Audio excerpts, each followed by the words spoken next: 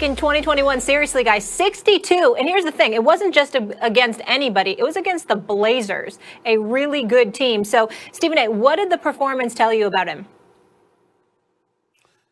Well, it just reminded me that this is the greatest shooter since mankind existed. I've never seen a shooter greater than Steph Curry. I mean, it's off the dribble, it's spot up, it's anywhere on the floor, it's his movement without the basketball, it's catch and shoot, it's taking you off the dribble, it's spotting up. This brother is the greatest shooter we have ever seen, period.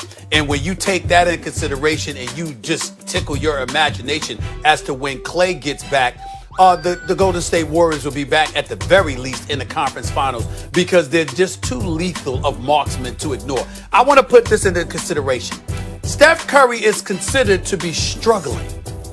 He is averaging 32 points on 45% shooting from the field, 36% shooting from three-point range, and that's considered struggling. Oh, by the way, he's shooting 98% from the free throw line. I mean, this is just ridiculous. It's just ridiculous. This is who he is. The first 10 years of his career, this man has shot better than 40% from three-point range. The first 10 years of his career. We celebrate people who do it once. And this dude did it the first 10 years. He is the greatest shooter man has ever seen. I know it sounds hyperbolic. It's not. It is not an exaggeration. I don't care whether you bring in Bird, whether you bring in Ray Allen, Reggie Miller, Chris Mullin. I don't give a damn.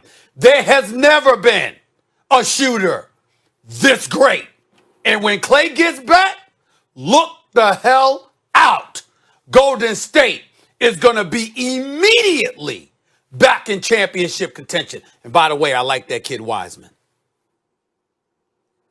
Well, he's clearly the greatest shooter ever. He's a mobile artillery unit because he can go get his own shot, and he invented shooting it from a million miles away, which created even more space. You know, how can you change the NBA? Make it a 4-point shot if it's farther away. So it didn't occur to people, no, it's all right to shoot it from 10 feet behind the arc if you can hit it regularly, which he can, which opens up the whole offense. He revolutionized the game. And by the way, for years, I thought he was not a clutch shooter, Stephen A. I saw it in the playoffs. I don't care what anyone says. You go back and look at the highest leverage moments. I thought, why is Steph not as good here as he normally is? Shooting the ball. Even that started to change. Even that started to change. You know, that started to change. Given enough reps, he's now deadly in the clutch with the ball in his hand. It wasn't always that way. It is now. This is what I was thinking yesterday. This is what I took from the performance. And like a lot of people, I was watching football and keeping track of, God, Steph went for what, 31 at the half. Now he's up to 40-something. Now he's up to 50-something, 62. Stephen A., there have been more athletic point guards than Steph, obviously. Allen Iverson or Russell Westbrook, MVPs, who are clearly more gifted athletically overall, right? There have been better two-way point guards than Steph Curry. Chris Paul or Isaiah Thomas, right, or John Stockton. There have been players who've done a lot of what Steph has done. Steve Nash, although Steph is really Nash 2.0 because he doesn't need to monopolize the ball. It doesn't stick with him, and he shoots it even better than Nash. But when I look at the history of the NBA, you take away Magic Johnson, right? Modern NBA, take away Magic, who's 6'8", 6'9". He is a point guard, and he's the greatest ever. But I'm talking about of the regular-sized point guards. Steph's the best who ever did it. He's the greatest of all time. And for all the reasons I just mentioned. Ball doesn't stick. Unselfish player who can score from anywhere, who makes all his teammates better shooters. And by the way, he's not a good defender because he's not big. He's wiry. He's not so, long. But he plays defense. It's not like he's not there. Go ahead. Steph Curry the other day in practice, Max, made 105 straight three-pointers. 105. Yeah, stupid. Straight three-pointers without a miss. Steve Kerr had the joke of the year when he sat up there and said he choked. He didn't get to 106. You understand? 105 straight anything 105 times in a row. Can you imagine how motivated he must be having to sit all last year and then Clay goes down. I mean, it's like his back's against the wall, and he's just showing us who he is. He's motivating the triple don't team forget and then also, trapping them and all of that stuff, but he's special. Yeah, yeah. Trying to get back to normal. That would mean Steph Curry just making tons of buckets, lots of points. Warriors hosting the Blazers, only their second home game. There's Steph. My handle's good. Tough layup. Got it to go. Okay, we'll look at it again. Flies by Robert Covington. At this point, Curry had 6 points, which ordinarily isn't something that puts you this high up in sports. Do better. All right, in front of Dame Lillard. Okay, we're at 9. So, Ken, we're doing math, as you like to say, because we're just adding up. So 9, and we get 2 more there. 3 guys around him, and he somehow gets them all up and makes the bucket. That's 11. Curry, do I hear 14? Comes off the screen. Pure right there. Curry. So we're good from far out. Look at that. We're nice with the finish. So we're going to show all 85 points he scored. Well, he didn't have 85, but we may show all of them. We're going to show you. There's 21 in the first quarter. And then at half, he had 32. So he tacked on another 11 in the second 12 minutes. Gets his guy up. Hits that. 3 of 7 from 3. So he didn't just go crazy with the 3 ball. 10 of 18 shooting. 31 points at the half. Second half, keep playing him. He's your best guy. Halfway through, midway through the third, Curry gives it to Draymond Green. Okay, so we're not quite our best, but there's Curry with the air ball catch and puts it back up.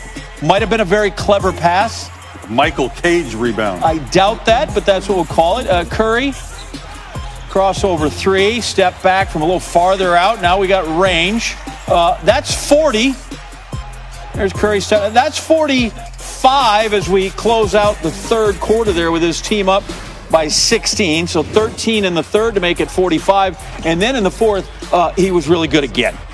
Warriors have trouble handling it. As long as it trickles over there, bounces, Curry just pick it up and make it 3. As always, in case of emergencies, Steph Curry can be used as a flotation device. Like the Bay look. Mid-range. There he just waited, got the guy on his back, didn't get the foul, so he goes and makes it. One more time. First player to get 50 this season. Season's young, although I'm not sure there's a bunch of guys that are just going to keep going for 50. But why stop there? We got 2:24 to go. Warriors at 9. Steph at the line is 54, so that matches the career high he had against the Knicks. And there we go, more. We had 56. It's another 3. It's 59. And let's close it all out. A night of 18 of 31 shooting, 8 out of 16 from 3. And Steph Curry goes for 62. That's a man's man right there. Warriors 137-122. 62 in front of the home television watching crowd there for Steph by the Bay. So to repeat, he did not score 85 Not 85. Points. Tied for the Hello and welcome. Access Sportsnet Lakers, driven by your Southern California Honda dealers. Chris McGee, James Worthy, Derek Fisher. We got Mike Bresnahan over here. We got Allie working from home. We got Trudell working the green room. You'll hear from all the Lakers. They get the win. They're now 3-0 on the road trip, guys. Good balance on offense. 6 guys in double figures. But really, it's the ability to defend that we've seen these last couple games, James and Fish, to defend down the stretch and close out games. 9-0 run that final 2:30 against San Antonio. Tonight, final 4:30, 13-2 run. Yeah, I think the ability to do that. You don't want to have to depend on turning it on like that, but this team can do that. It was a sluggish start. Memphis come out shooting the lights out, and then the second quarter, the Lakers' defense started to, unfold. I think Montrezl Harrell's activity on the offensive boards and Schroeder, his defense, they started to click. And I think in the second half, they showed the dominance. LeBron James, AD, they have 2 closers. And with the collective defensive effort, they did the job they needed to do and to close out the game. 2 quick thoughts. One, I was thinking earlier, when you haven't played a team in a while, typically during the season, you might not play an Eastern Conference team for a whole calendar year, depending on how the calendar goes. With this past year, with COVID and the bubble and the restart, you haven't played against some of these teams in a while. Mm-hmm. And they're having to learn some of the different personnel, new coaches, different style of play. And once they get a handle on the way the team is attacking and playing, that's when the Lakers seem to kind of figure out how to take advantage of the matchup and go ahead and close the game out. The second thought is, when you're the big brother and you're not even really worried about what little brother get like. And little brother's coming after you every single night. You know he can't beat you. Yeah. So sometimes you let him get a few punches in, you let him get some licks in, but you know at the end of the day you big brother. I was going to kind of ask you that because James was talking about, turning it on at the end. That can be dangerous against teams like this. But then again, it's on the road, so you're happy to get the win, right? Yeah, no, I think that's where the depth throughout the course of the season is going to come into great value for this Lakers team. Alex Caruso out, KCP out. Having guys like Wes Matthews, THT, who's developing and blossoming, those guys being able to perform at such a high level. The addition of Dennis Schroeder in the backcourt, that gives LeBron a lot more ability to not have to do so much. But then tonight, you saw in that third quarter, he kind of starts to turn it on and take control of that game and really started to impose his will and the team's will against the Grizzlies. James, you gave some love to Montrezl Harrell. He went for 16 and 9 off the bench. He's with Mike Trudell. For the Lakers, and you really got things going, end up a +12, second only to LeBron. How important